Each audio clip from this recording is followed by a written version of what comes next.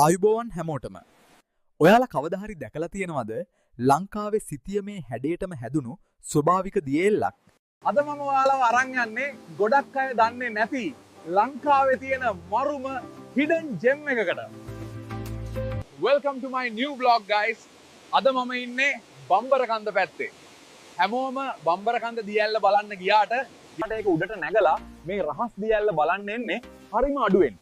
ඇත්තටම මේක හරියට නිකන් නේචර් එකේ මැජික් එකක් වගේ.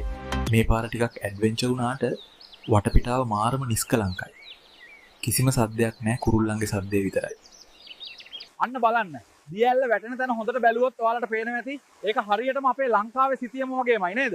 මේකට කියන්නේ ලංකා ඇල්ල කියලා. මේ වතුරේ තියෙන පිරිසිදුකම බලන්න. ඇත්තටම මේවා තමයි අපේ රටේ තියෙන වටිනාම සම්පත්. ඉතින් ඔයාලත් මේ වගේ ලස්සන තැන් වලට යන්න කැමති නම් මගේ channel එක subscribe කරලා තියාගන්න. මේ වගේ ලස්සන තැන් තව දකින්න ඕන නම් comment එකක් දාන්න. අපි ලංකාවේ සුන්දරත්වය ලෝකෙටම පෙන්නමු. අලුත් වීඩියෝ එකකින් හමු වෙමු.